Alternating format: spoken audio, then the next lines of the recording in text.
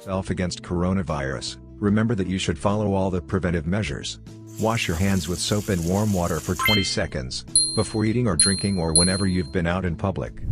Avoid touching your eyes, nose, and mouth without washing your hands so that you don't infect yourself in case you touched any surface that contains the virus. You should keep yourself away from other people, especially those who are sick, as you might not know who might be hosting the virus. If you are sneezing or coughing, which are the common symptoms of respiratory infections of coronavirus, get yourself checked with the doctor. Currently, there is no evidence that people can transmit coronavirus during the incubation period before they show symptoms. Clean your doorknobs, kitchen counters, tables, toilets, phones, keyboards, and bathroom fixtures daily to protect yourself against any sources of coronavirus. Avoid travel to areas with high rates of infection. Stay at home as long as it is necessary to prevent yourself and your family from any risky situations.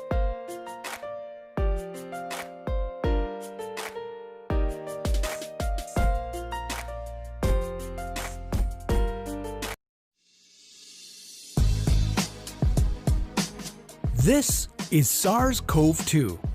It belongs to the family of coronaviruses named for the crown-like spikes on their surfaces.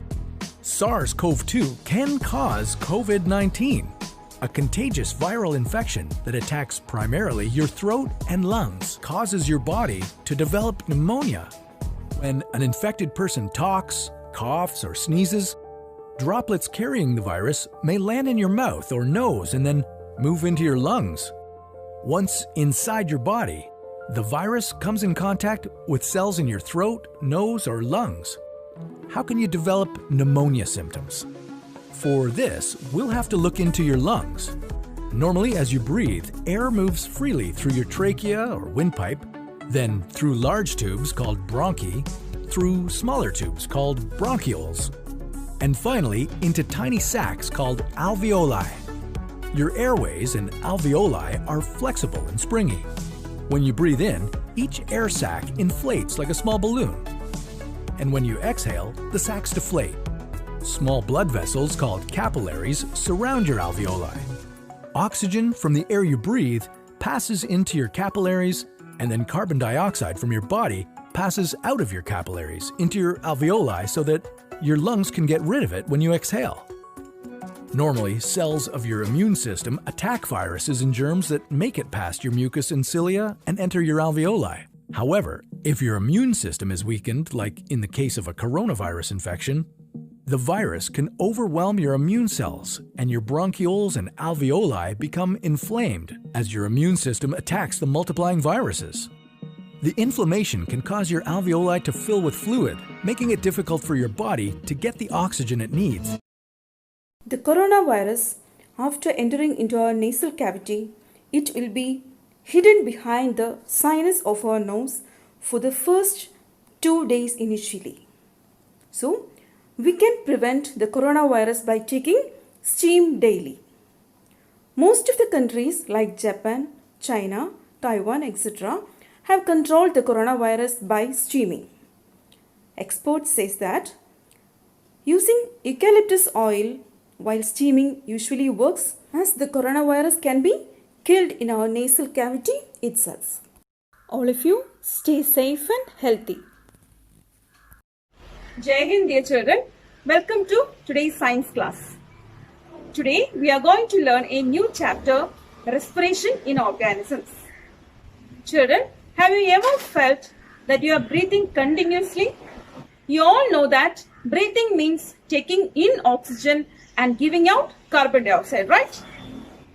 Have you ever felt you breathing faster while you are running or walking speedily or doing some physical exercises than the normal condition?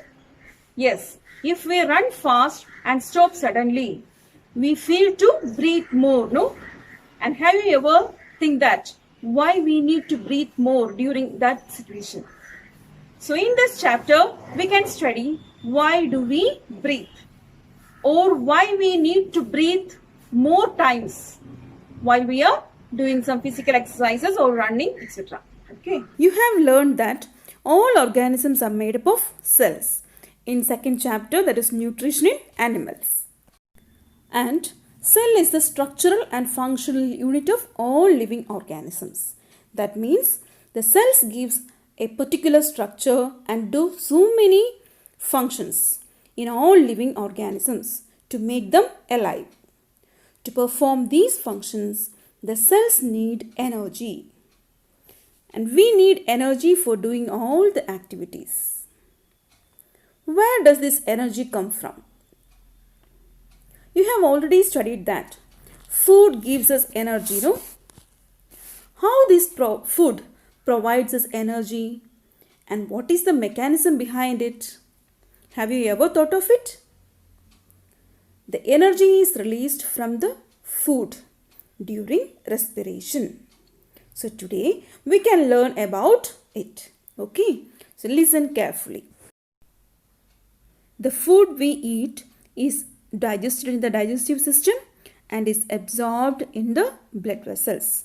And through the blood, it reaches each and every cell in our body. All living organisms respire so that we breathe in air which is rich in oxygen and breathe out air which is rich in carbon dioxide. So the air we breathe in is transported to all parts of the body through the blood and reach each and every cell. When air reaches each cell, the oxygen present in it helps in the breakdown of food molecules in the cell and release energy. This process of breakdown of food and release of energy that takes place in the cell is called as cellular respiration. Cellular respiration takes place in the cells of all living organisms. In the cell, the food, mainly the glucose, is broken down into carbon dioxide and water using the oxygen or in the presence of oxygen. When breakdown of glucose occurs with the use of oxygen, this type of respiration is called aerobic respiration. Some organisms like yeast and some bacteria can survive in the absence of air. Then how do they get the energy?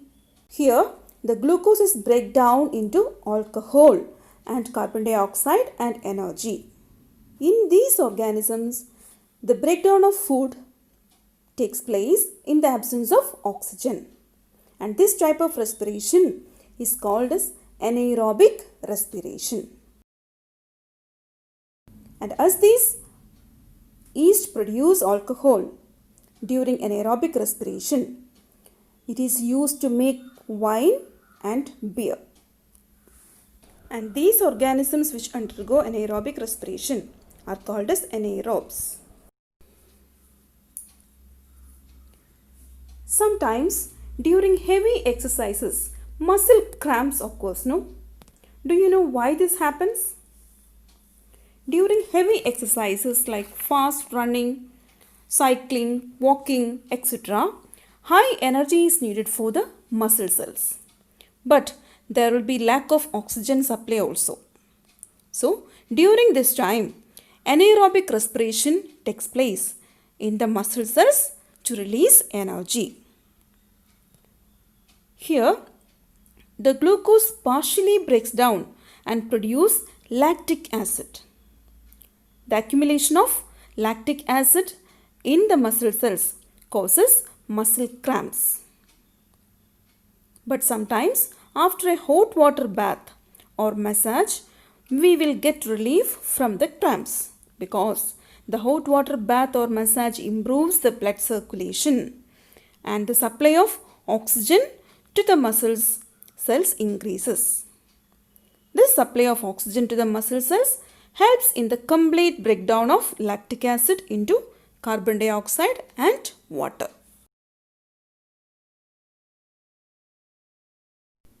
We have already discussed that breathing means taking in oxygen rich air and giving out carbon dioxide rich air, right? So the process of taking in air is called as inhalation and giving out air is called as exhalation. The inhalation and exhalation takes place with the help of some respiratory organs. The number of times a person breathes in a minute is termed as breathing rate.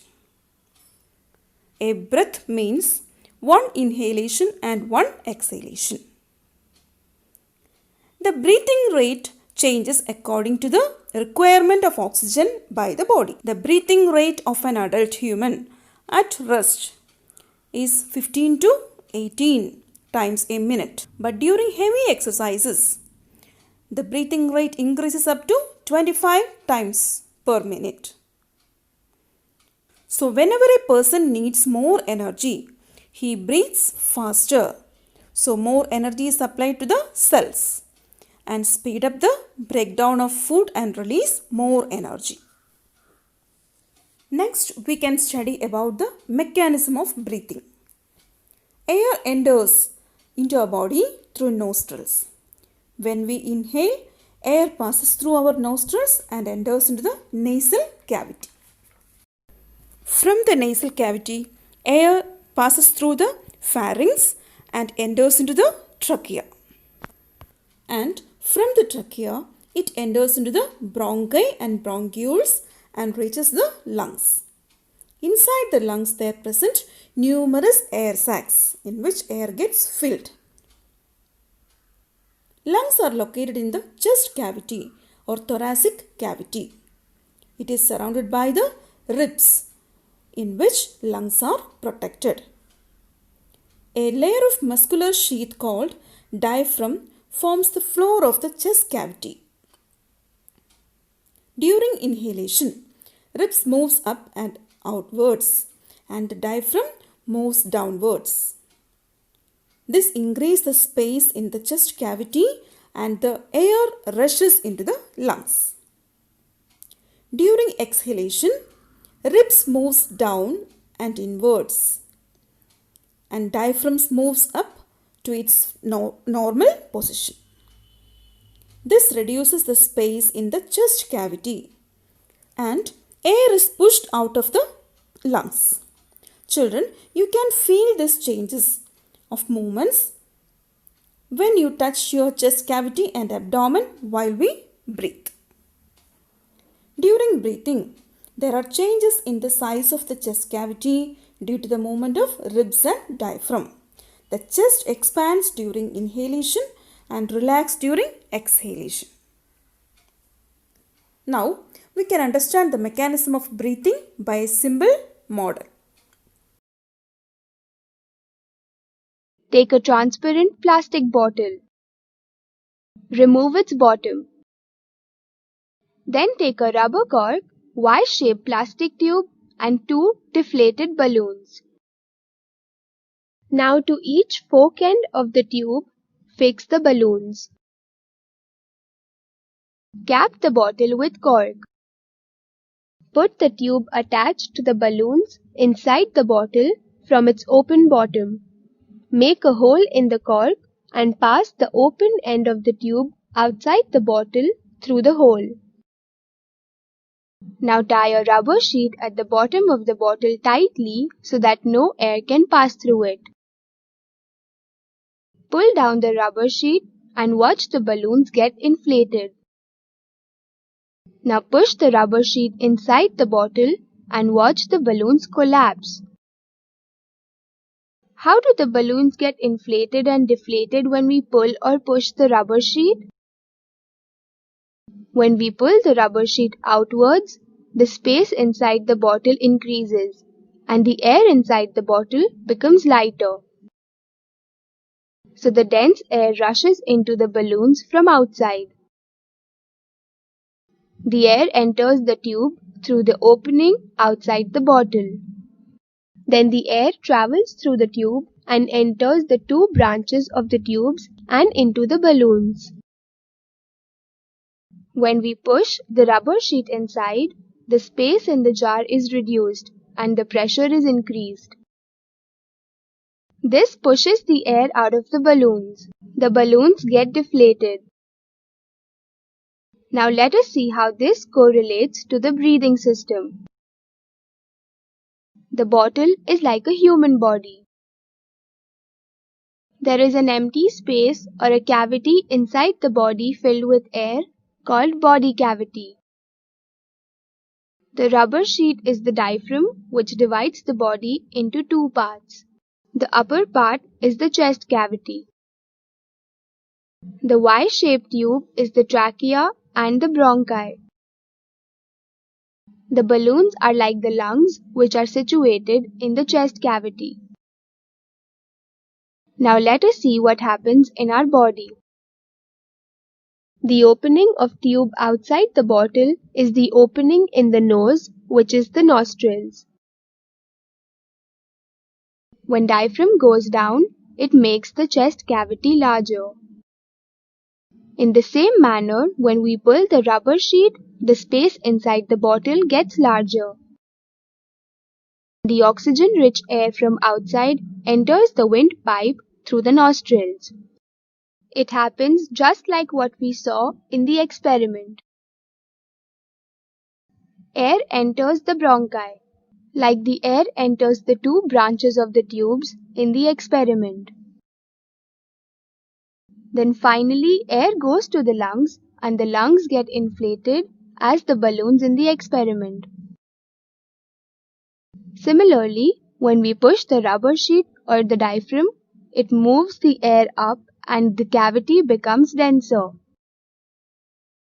There is more pressure on the balloons or the lungs, and air gets out of the body through the same path as before. That means from lungs to the bronchi, windpipe, nasal cavity, nostrils, and finally out of the body. Thus, the breathing is controlled by the movement of diaphragm. Diaphragm is a membrane which is present between the chest and abdomen. The movement of diaphragm is controlled by a group of muscles. The air we inhale contains a mixture of gases, that is oxygen and carbon dioxide. There present 21% of oxygen and 0.04% of carbon dioxide in the air we intake. And when we exhale, more amount of carbon dioxide is present in the air, that is 4.4% of carbon dioxide and 16.4% of oxygen. So we can understand this by doing an activity. Take a clean test tube and pour some freshly prepared lime water in the test tube. Insert a plastic straw in the test tube in such a way that it dips in lime water. Now, blow the air gently into the test tube through the straw for some time. Now observe the change in the appearance of lime water. The lime water appears like milky due to the reaction between carbon dioxide and lime water. This activity indicates us that we all breathe out carbon dioxide. Now, let us know how to draw the diagram of a respiratory system in humans. Draw an outline of the human body up to the abdomen. On the inside of the nose outline, draw a short tube with a bulge on the upper side. Label the bulge as nasal passage. Now, narrow the nasal passage to form a tube and extend it a little downwards. To the right of it, draw an inverted C with a projection on its head as shown. Label the space enclosed within the inverted C as oral cavity.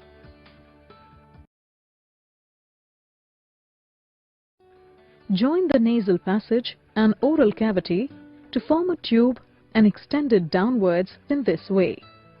Label the portion of the tube in the neck as pharynx. Below the neck, on the extension of the pharynx, draw an irregular cylindrical structure. In the structure, draw some curved lines as shown. Label the structure as trachea.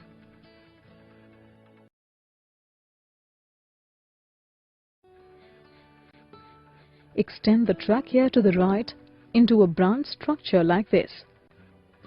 On each side of the trachea, draw a slightly concave structure and label both as lungs. Inside the right lung, draw another similar structure a little smaller. In this, draw very small circles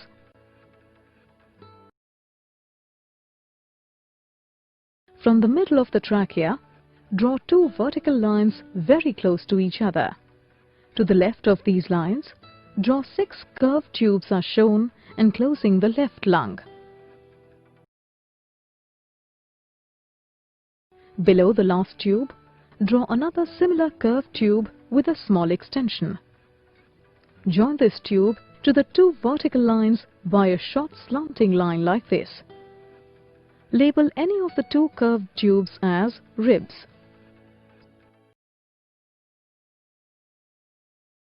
Finally, below the lungs, draw a horizontal curved line and join this line with both lungs as shown. Label the line as diaphragm and you are done. So children, I hope you all understood the contents that we have discussed today. And you have learned to draw the diagram of respiratory system also.